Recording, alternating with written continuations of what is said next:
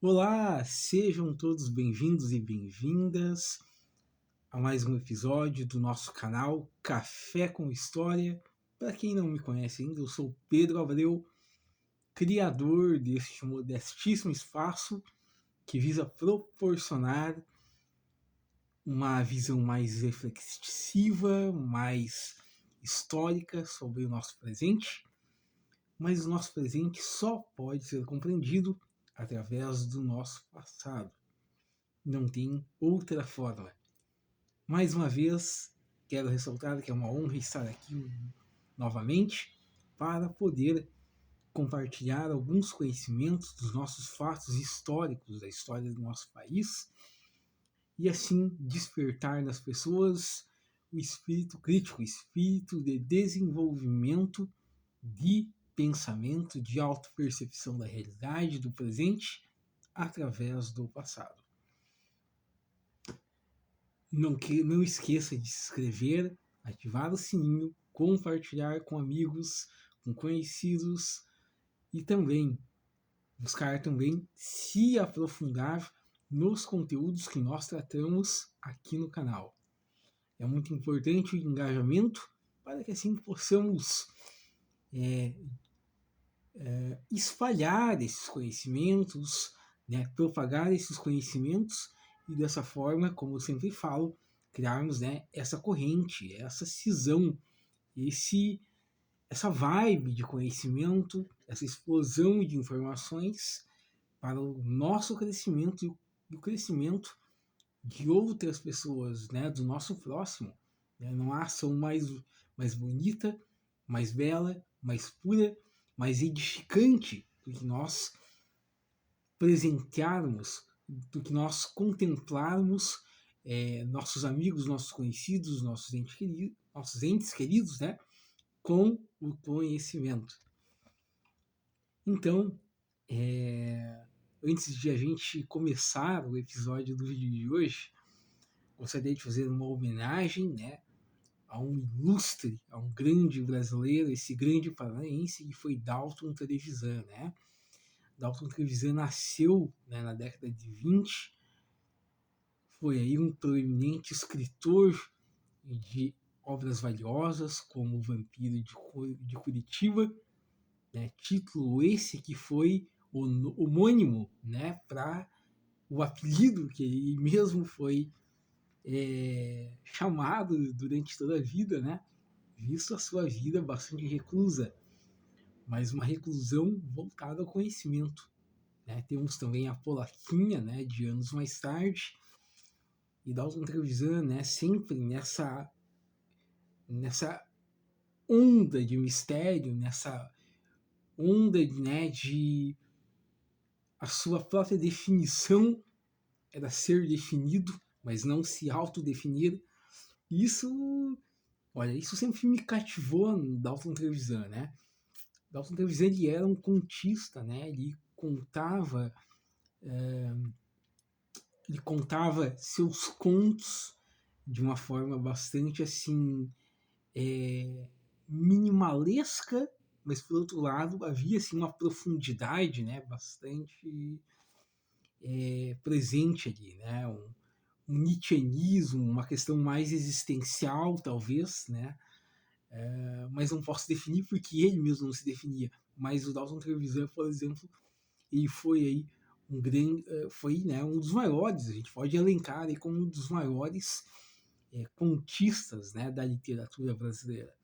Então ele veio a falecer, né, com 99 anos nessa semana, né, uma notícia que é triste, né, porque perdemos aí mais uma referência cultural na cidade de Curitiba. Lembro de quando criança, né, eu com meu tio fazendo diligências, né, como um servidor da Justiça Federal, e, e tenho assim esses insights, né, quando a gente passava no alto da rua 15 ali, né, ia no sentido, na parte alta de Curitiba, ele sempre me dizia, aí mora um escritor chamado Dalton Trevisan, né, e E ele é conhecido pelo apelido de O Vampiro de Curitiba, justamente pelo fato de que ele publicou lá na década de 60, lá em 1965, o seu livro, né, que vai consagrá-lo aí, né, como um grande escritor na parte contista, né, como um contista da literatura brasileira. E então ele nos deixa aí com 99 anos e o canal Café com História faz aí essa homenagem a esse ilustre paranaense, esse ilustre curitibano, um curitibano de verdade, um curitibano que mostra, né, para o Brasil, para o mundo, essa Curitiba introspecta, erroneamente taxada como fechada, mas que no seu seio, na sua áurea, é uma Curitiba inteligente, uma Curitiba proeminentemente cultural. E essa Curitiba precisa se destacar de uma outra Curitiba. Essa Curitiba é a Curitiba que nos orgulha, né, de pensadores como Dalton Trevisan, como Paulo Leminski, né, como o próprio Barão do Cerro Azul, né, como um grande abolicionista que foi.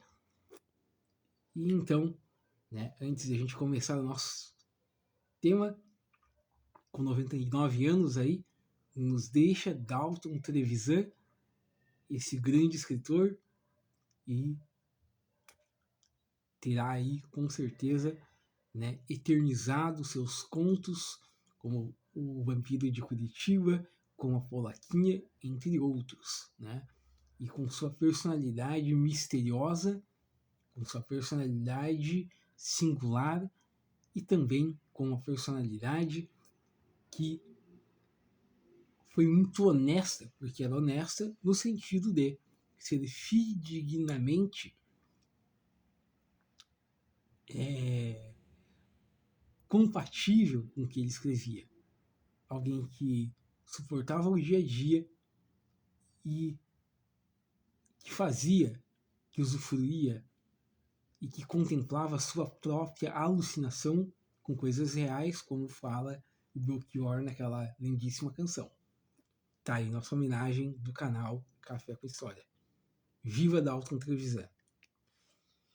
Então, mais uma vez, estamos gravando mais um vídeo hoje, né, dando sequência aos conteúdos que a gente já viu abordado hoje.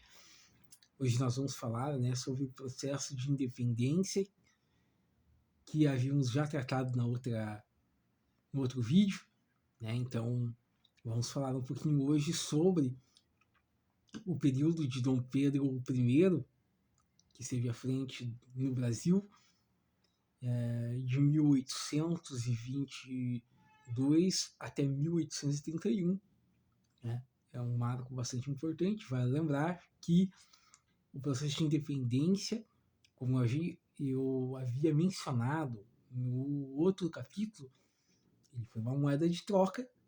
Né? O processo de independência de Portugal não foi algo automático, não foi algo num sentido totalmente libertário, né? Que muitas mentes que buscam fitar no passado uma perspectiva mais libertária.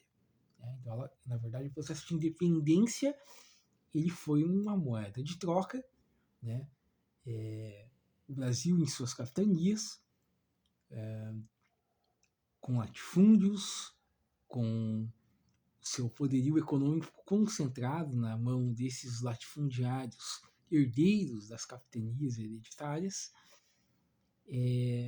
deram esse apoio a Dom Pedro II e foi possível então concretizar Dom Pedro I, perdão, foi possível concretizar o processo de independência, né? Que de fato Dom Pedro I ele vai ser uma figura chave no sentido representativo, mas no sentido prático ele é apenas simbólico, porque quem de fato foi o cabeça, né, desse processo de independência, mesmo que ele tenha sido, né, uma moeda de troca, foi José Bonifácio, né, e assinado pela Dona Leopoldina da Áustria, né, nossa imperatriz, uma mente brilhante, uma mente culta, uma mente que lia, uma mente que tinha um projeto de país. Do contrário de Dom Pedro II, que tinha um protagonismo mais militaresco, mas com uma personalidade grosseira, com uma personalidade fanfarrona, com uma personalidade indolente no sentido intelectual, muito contrário da sua estimada esposa, Dona Leopoldina, nossa imperatriz, que essa sim merece nosso respeito e a nossa consideração, porque mesmo descendente de famílias monárquicas, de dinastias que ela era proeminente da Áustria, era uma mulher com sensibilidade, era uma mulher com trato, era uma mulher com decência, era uma mulher com ideias liberais no sentido de nação, era uma mulher que repudiava no seu íntimo a escravatura, era uma mulher que tinha uma noção de Estado, que era também assim acompanhadora desse processo de efervescência da ideia de Estado, já inspirado pela Revolução Francesa. Então, Dona Leopoldina, né, podemos sim afirmar que ela foi a peça-chave prática do nosso processo de independência. E José Bonifácio, né, também aí foi, junto com Dona Leopoldina, o seu principal companheiro no sentido intelectual e no sentido de apaziguamento dessa celeuma, desse dítame, e que vem, né, futuramente, né, a resultar no processo de independência. É importante ressaltar que temos aí Dom Pedro I como um grande fanfarrão, né, como um grande sujeito que assim se identificava com uma coisa mais militaresca. Então, Dona Leopoldina, né, muito deprimida, muito isolada no palácio da Quinta da Boa Vista, ela tem uma orfandade, digamos, de afetividade no sentido de alguém que possa contemplar, possa completar ela, né, nesse sentido intelectual que Dom Pedro I não tinha.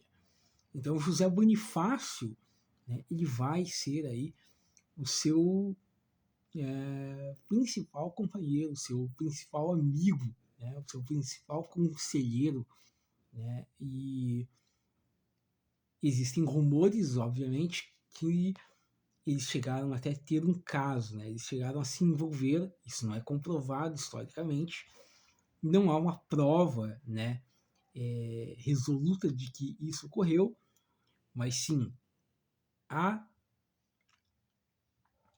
com certeza, isso é uma coisa que podemos afirmar, uma proximidade, né, um carinho, um respeito, uma parceria, né, muito forte, um vínculo muito forte entre José Bonifácio e Dona Leopoldina porque tinham coisas muito incomuns, né? O trato, o refinamento. Ambos os dois tinham mentes brilhantes, ambos os dois eram figuras letradas, eram figuras que liam, eram figuras com um refinamento intelectual que podiam ser incapazes de formular ideias de longo, médio e a curto prazo e de nação, né? E Dom Pedro I é essa figura caricata que levanta a espada flamejante, que tem essa cristalização no seu íntimo de uma liderança militar, né? De aquela coisa masculina alfa, né? De provedor de uma defesa épica, né? Mas não passava disso, né? Então, Dona Leopoldina e José Bonifácio eles são peças proeminentemente pouco lembradas no nosso processo de independência. Dado o processo de independência, quais são as primeiras coisas que vão acontecer neste país, né, neste Brasil independente? Obviamente ele era o reino do Brasil, né, já nomeado por Dom João VI como reino do Brasil. Ele se torna, né, então, de reino como o Império do Brasil, né? Ele se torna uma nação imperial que vai se distinguir dos outros países já independentes, mas que são repúblicas e que são também de língua espanhola. Então ele vai ter aí um protagonismo e uma singularidade completamente diferente, né? Esse é o primeiro ponto. Também, né, vamos ter aí a primeira Constituinte, né, que vai ser promulgada em 1823, mas que por brigas de poder entre o próprio Dom Pedro I, né, ele vai aí interromper essa Constituinte em 1823. Ele vai barrar essa Constituinte e assim ele de forma arbitrária ele vai promover no Brasil o primeiro golpe de Estado. Ele vai barrar a Constituinte. Além dos pontos, né, deste Brasil independente, o Brasil ele vai, né, se consolidar de forma territorial, né, os territórios vão estar consolidados. O poderio das grandes elites também se consolidam junto neste processo. Ele, dentro disso também, nesse processo de consolidação, nós vamos ter aí portugueses nas terras brasileiras que não aceitam o processo de independência, que são resistentes, né? E um exemplo disso é a revolta no Pará, né? A revolta de Grã-Pará, que é um fator também que ocorre nesse Brasil já independente. E por fim, né, nós vamos presenciar Dona Leopoldina. Então, em 1826 ela falece, ela vai a óbito muito jovem, com 31 anos.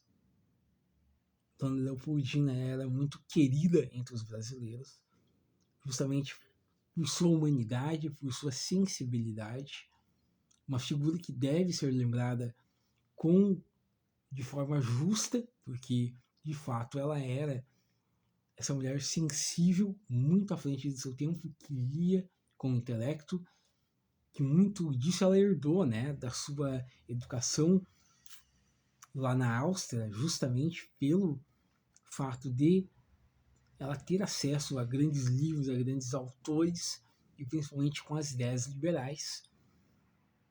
Então ela falece muito jovem, muito precocemente.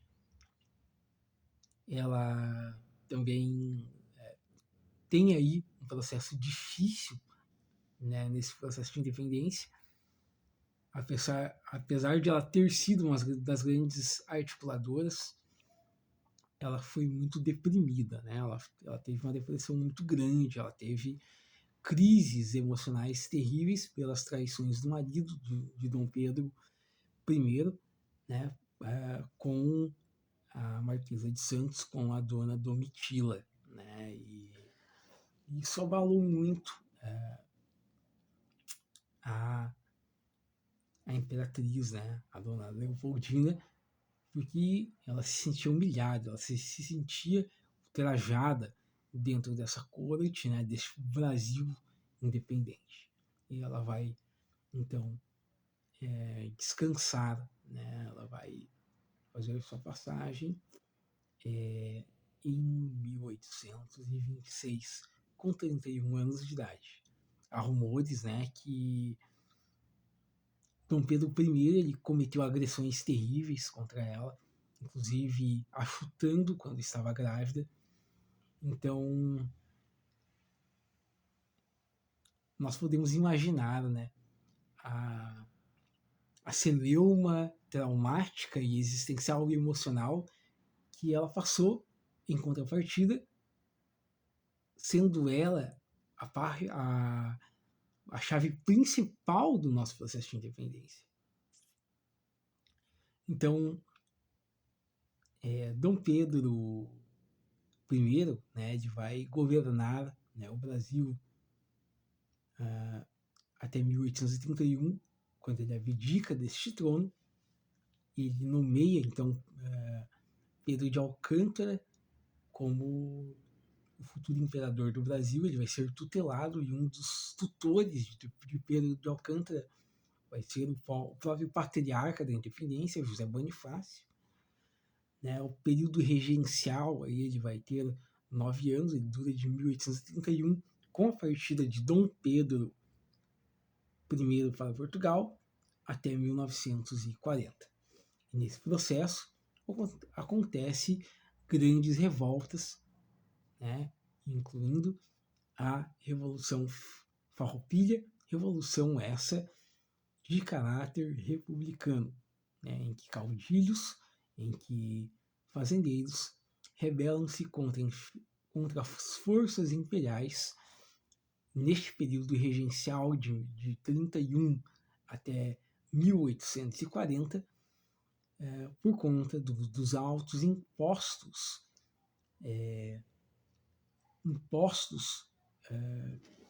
que afetavam, né, o lucro desses caudilhos criadores de gados, taxando de forma, na visão desses caudilhos, de forma abusiva, o preço do charque. Revolução essa que dura de 1835 até 1845. Então, o golpe da maioridade ele acontece então com o fim, né, desse período regencial, né, em 1840.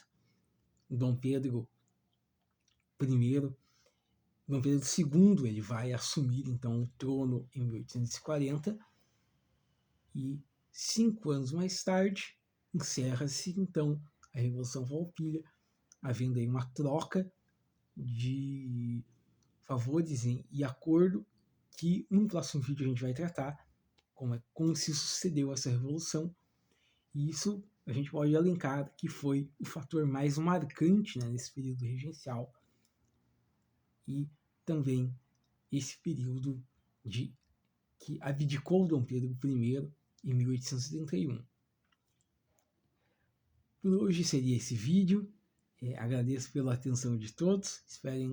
Peço novamente que curtam, que compartilhem, que se inscrevam no canal. E logo mais faremos então um vídeo sobre o período regencial e já entraremos no segundo reinado, quando Pedro de Alcântara, nosso futuro imperador Dom Pedro II, então ele vai tornar-se imperador do Brasil, fato que se dá de 1840 a 1889. Desde já, obrigado pela atenção de todos, um ótimo final de semana e desejo a vocês muito café com história. Tchau, tchau.